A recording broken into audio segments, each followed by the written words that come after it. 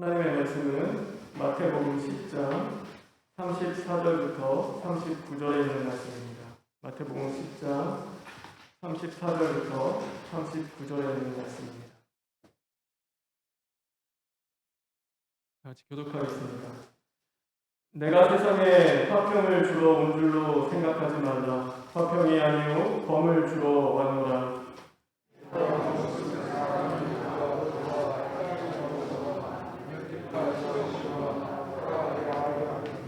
사람의 원수가 자기 집안 식구리라.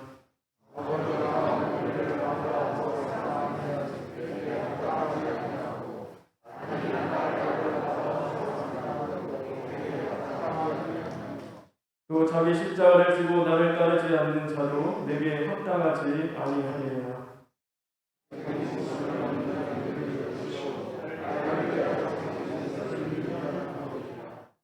아멘.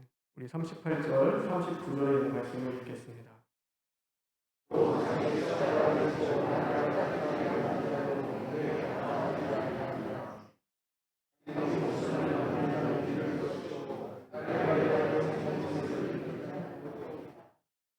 마지막으로 34절에 있는 말씀을 읽겠습니다.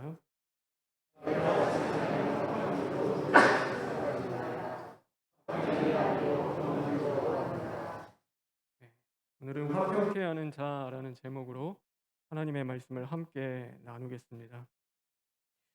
오늘 수요 예배에 나오신 또 어려운 중에도 우리가 하나님을 예배하는 자리에 나오신 또 저와 여러분 하나님의 은혜와 은총이 함께하길 주님의 이름으로 축원합니다. 예수님이 이 땅에 오신 목적이 무엇일까요? 그것은 분명히 우리에게 화평을 주시기 위함입니다. 그래서 이사야서 9장 6절에 보면 한 아이가 우리에게 낳고 한 아들을 우리에게 주신 바 되었을 때 평강의 왕이라 할 것이라 라고 선지자를 통해서 예언하고 있습니다. 그래서 평강의 왕으로 분명하게 이 땅에 오신 분이 바로 예수님이십니다. 누가복음 2장에도 예수님이 이 땅에 태어나셨을 때 지극히 높으신 곳에는 하나님께 영광이요 또 땅에서는 하나님이 기뻐하신 사람들 중에 평화로다라고 찬양을 하고 있습니다. 예수님께서 팔복을 선포하실 때도 화평케 하는 자가 복이 있다라고 우리에게 말씀하셨습니다. 예수님이 잡히시던 밤에 베드로가 칼을 빼어 들었을 때 주님께서는 칼을 든 자는 칼로 망할 것이다 라고 말씀하십니다. 그리고 우리가 세상에 온 것은 칼이 아닌 화평을 주러 왔다라고 주님은 말씀하셨습니다. 부활하신 후에도 두려움에 떨고 있는 제자들에게 나타나셔서 예수님께서 가장 먼저 하신 말씀도 평강이 너희에게 있을지어다 라며 화평을 주셨습니다. 이처럼 하나 화평을 주시기 위해 오신 예수님께서 오늘 이 말씀에 보면은 그와는 전혀 다른 말씀을 하고 계십니다. 34절의 말씀입니다. 우리 다시 한번 읽어볼까요? 34절입니다.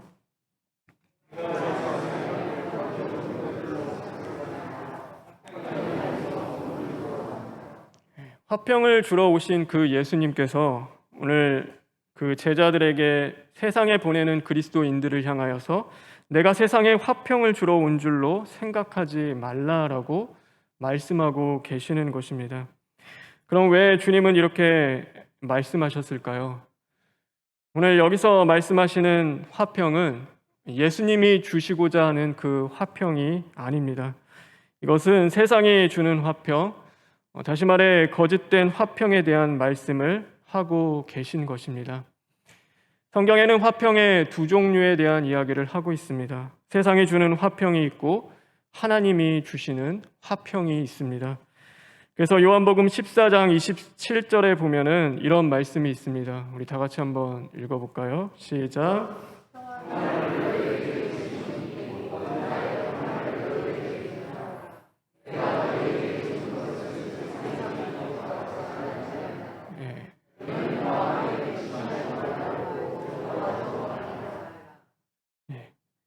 예수님께서 평안을 주노라. 근데 내가 너희에게 주는 그 평안, 이 평화 곧 그것은 세상이 주는 것과 같지 아니하다라고 주님이 말씀하고 계십니다. 세상이 주는 화평은 이 육체의 평안함 또 그 안일함을 이야기합니다. 그래서 육체가 편안하고 안락해지는 것, 그것이 바로 세상이 주는 평화입니다. 그러나 예수님이 주시고자 하는 화평은 그 육체의 화평이 아니라 육적인 화평이 아닌 바로 영적인 화평에 대한 그 말씀을 하시는 것입니다. 예수님은 영적인 화평을 우리에게 주시기 위해 이 땅에 오셨습니다. 영혼이 잘됨 같이 육체가 강건하여진다고 말씀하시는 것처럼 진정한 화평은 이 영적인 자리에서부터 이제는 흘러나가기 때문입니다. 아무리 육적인 화평이 있어도 우리 안에 이 영적인 화평이 이루어지지 않는다라고 하면은 그 육적인 것들은 결국 병들고 피폐해져 가고 죄로 말미암아 침몰해져 갈 수밖에 없는 것입니다. 오늘 우리가 살고 있는 이 나라는 참 좋은 나라입니다. 그래서 육적으로도 보면은 그 옛날에 비해서는 점점 좋아지고 또 평안함과 안락함을 누리며 우리는 살아갑니다. 그런데 이 영적으로 보면은 그렇지가 않습니다. 제가 2022년도 통계청 자료를 봤는데 이 여전히 OECD 국가 중에서 자살률 1위는 바로 대한민국이 차지하고 있습니다. 또 2020년까지의 그 통계 기록을 보면 우울증 환자의 수는 그 4년 동안 30% 이상이 늘어났다고 합니다. 우리가 이성적으로 생각하기에는 편안해지고 또 편리해지고 안락해지면은 우리의 그 기쁨이 넘치고 행복한 것들도 올라갈 것 같은데 전혀 그렇지가 않습니다. 육체가 편안해진다고 하여서 이 영적인 평화가 화평이 임하는 것은 아니다라는 것을 우리는 깨달아야 합니다. 육적인 것은 잠깐의 기쁨과 또 그 평안을 누릴 줄 모르나 결국에 영원한 평화를 우리에게 주지 못합니다. 그러니 오늘 예수님께서는 내가 너희에게 화평을 주러 온 줄로 생각하지 말라. 내가 너희에게 검을 주러 왔노라라고 말씀하고 계십니다. 성경에서 말하는 이 검이라는 것은 말씀과 성령을 이야기합니다. 그래서 하나님이 이 땅에 오셔서 예수 그리스도께서 우리에게 주시고자 한 것은 바로 말씀과 성령의 검을 주시는 것입니다.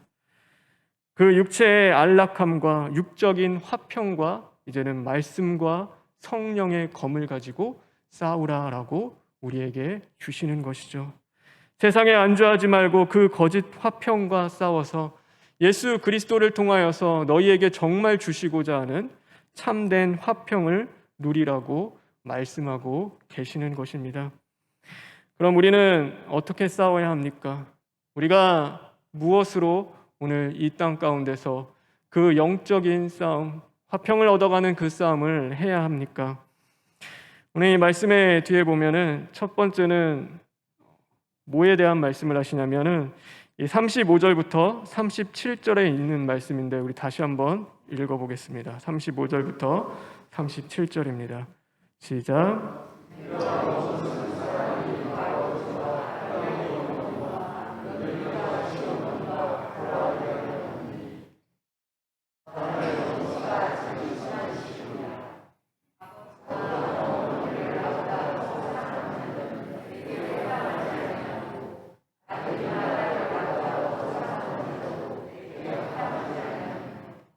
중요한 말씀이죠. 아버지나 어머니를 나보다 더 사랑하는 자는 합당하지 아니하다. 우리가 첫 번째는 사람보다도 하나님과의 관계를 더 중요하게 여기는 자들이 되어야 하는 것입니다. 오늘 이 말씀은 어떤 가정의 불화를 조장하고 예수님께서 오셔서 그 가정의 화평을 제거할 그런 이야기를 하시는 것이 아닙니다. 하나님은 가정의 화평을 중요하게 여기십니다. 그래서 십계명에도 보면은 부모를 공경하라라는 그 말씀을 주고 계시고 디모데전서 5장에도 보면 누구든지 자기 친족, 특히 자기 가족을 돌보지 아니하면 믿음을 배반하는 자요 불신자보다 더 악한 자니라라고 말씀하고 계십니다.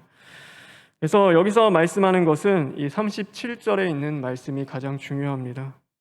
나에게 가장 가까운 가족의 관계라 하더라도 하나님과의 관계를 더 중요하게 여겨야 한다라는 것을 우리에게 말씀하고 있는 것입니다. 하나님께서는요, 그 창세기에 보면 이 아브라함에게 이삭을 번제로 바치라고 말씀하셨습니다. 이때 아브라함은요, 아무 말도 없이 한마디의 대꾸도 없이 하나님의 그 말씀에 순종하여 이삭을 데리고 모리아 산으로 올라가게 됩니다.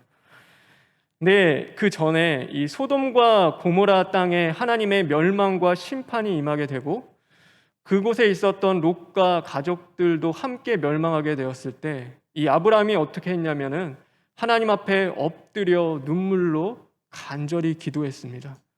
이 롯과 그의 가족, 사랑하는 조카만큼은 살려달라고 하나님 앞에 애원하며 그가 기도했었습니다. 그런데요, 하나님께서 그 기도를 들으시고 이 롯과 그의 가족들을 살려주셨습니다.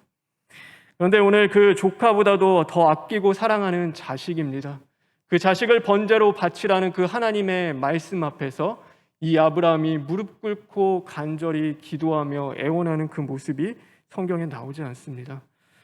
이삭을 바치라는 그 하나님의 말씀 앞에서 아브라함은 오히려 묵묵히 그 말씀에 순종하는 그 모습을 보여주고 있는 것입니다. 여러분, 왜 그랬을까요?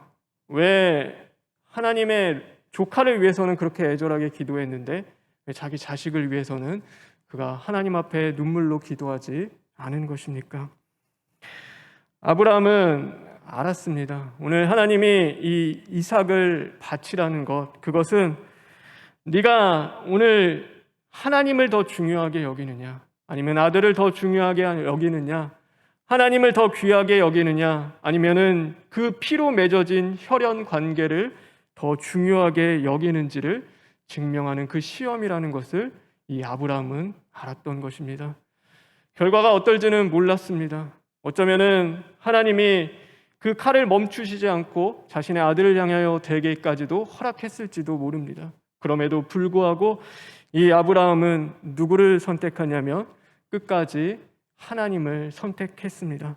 자신의 아들보다도, 혈연 관계로 맺어진 그 사랑하는 아들보다도 오늘 하나님을 먼저 선택하며 하나님과의 관계를 더 중요하게 여겼습니다. 그랬더니 어떤 역사가 일어났습니까? 창세기 22장 16절부터 18절에 있는 말씀입니다. 우리 다 같이 한번 읽어볼까요? 시작.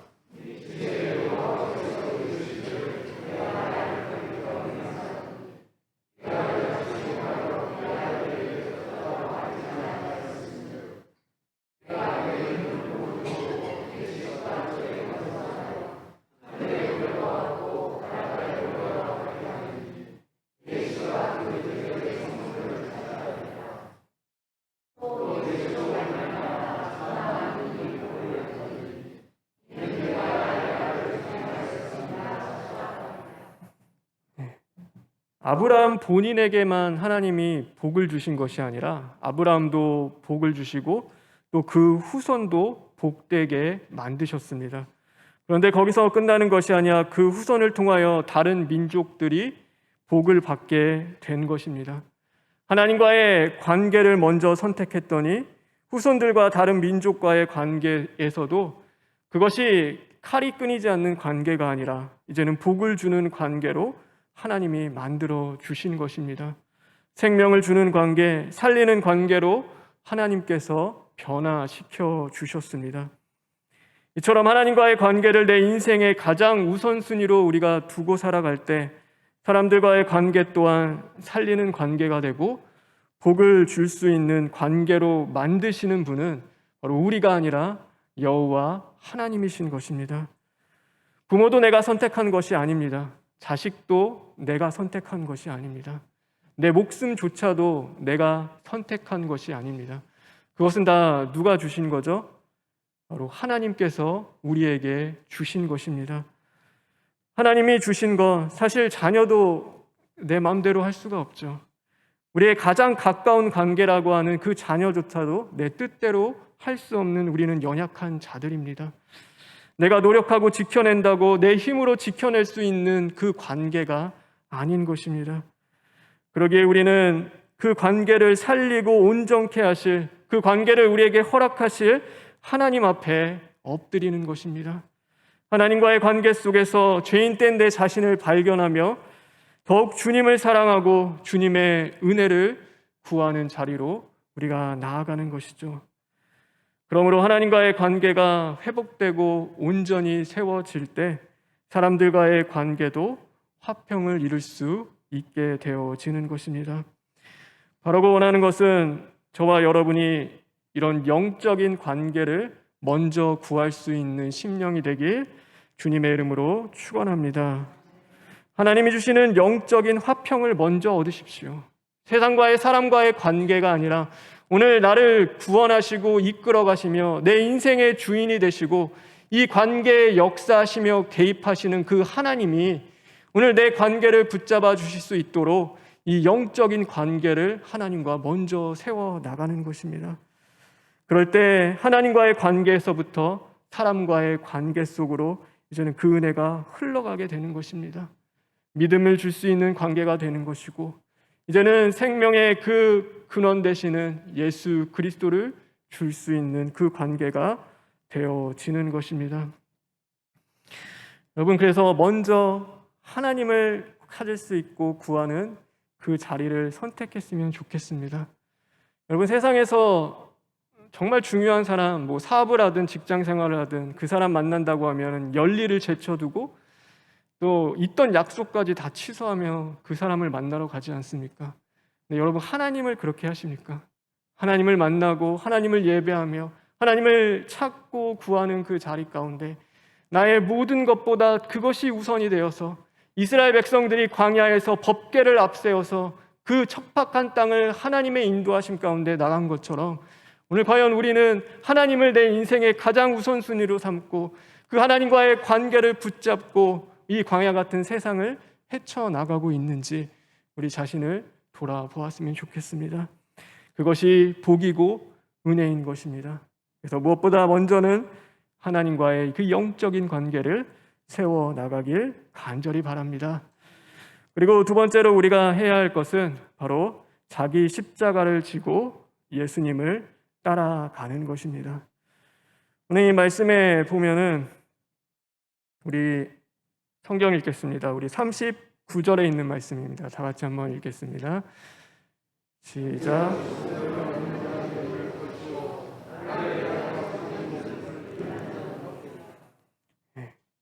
우리는 무엇을 위해서 열심히 살아가냐면 자기 목숨, 내 숨, 호흡을 위해서 우리는 살아갑니다. 그러나 그리스도인들은 자기 목숨을 얻는 것보다 예수님을 위하여 살아갈 수 있는 자들이 되어야 합니다. 그것은 결코 쉬운 일은 아닙니다. 자기를 부인해야 하는 것이고 예수 그리스도를 위하여 내가 손해보고 희생해야 하는 것이고 끝까지 내게 주신 그 십자가를 지고 오늘도 주님을 따라가야 하는 일이기 때문입니다. 그러나 예수님은 그것이 생명의 길이라고 말씀하고 계십니다. 자기 목숨을 잃는 자는 오히려 얻게 될 것이라고 우리에게 말씀하고 있는 것이죠. 오히려 그것이 목숨을 얻는 길, 살 길이라고 말씀하시면서 정말로 우리에게 이 십자가를 지고 주님을 따라가는 그 생명의 길을 선택하라고 이야기하는 것입니다. 우리가 십자가가 무거운 짐이 될 때가 참 많이 있습니다. 십자가를 지자니 가정의 불화가 생기기도 합니다.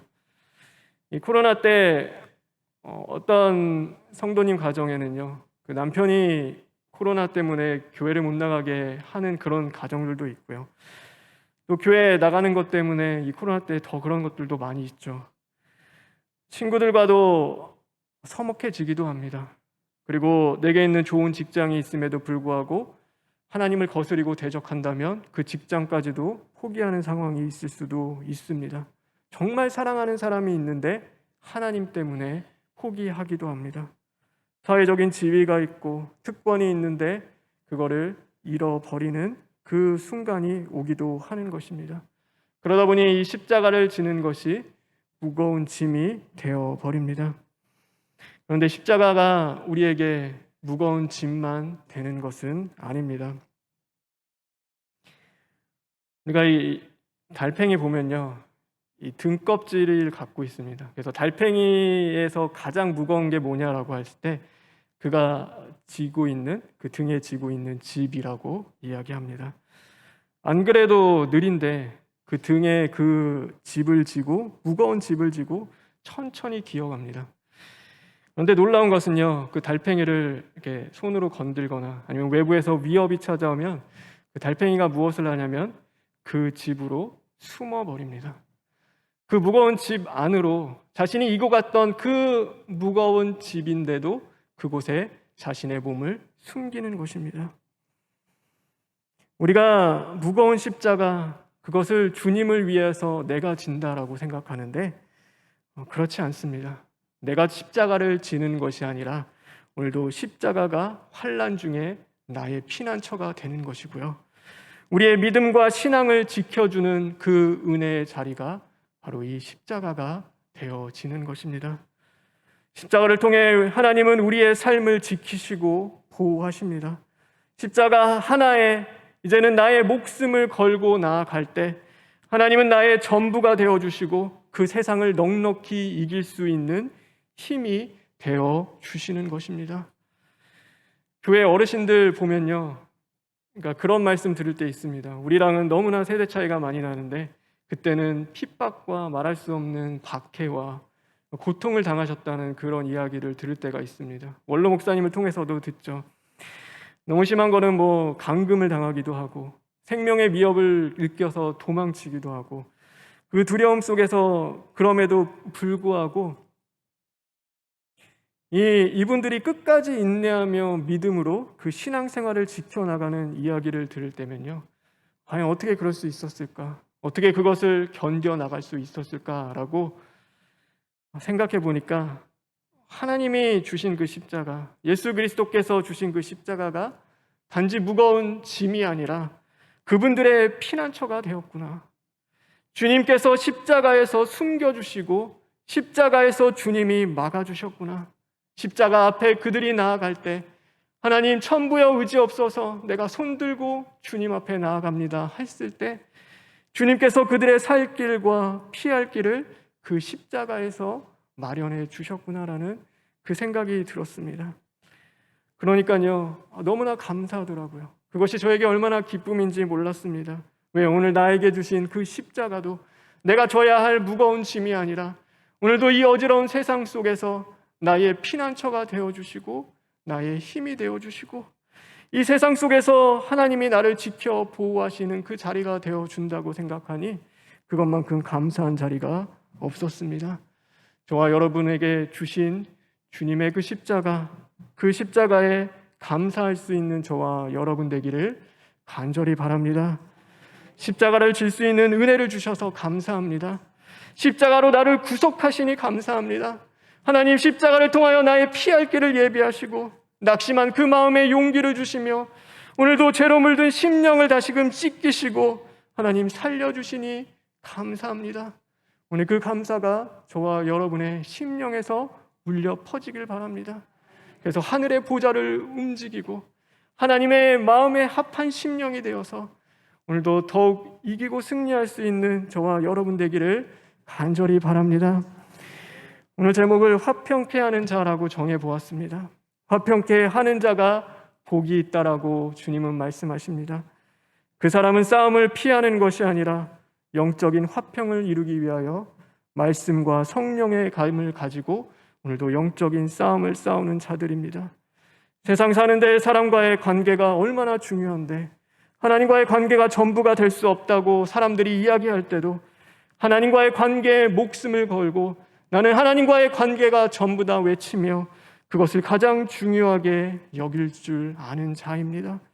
오늘도 자기를 부인하며 주님과 함께 철두철미 시인하고 회개함으로 십자가를 지지만 그것이 무거운 짐이 아니라 이제는 주님이 나에게 주신 피난처요 살 길임을 믿고 끝까지 인내하며 죽고 부활의 그 길을 걸어가는 자들입니다.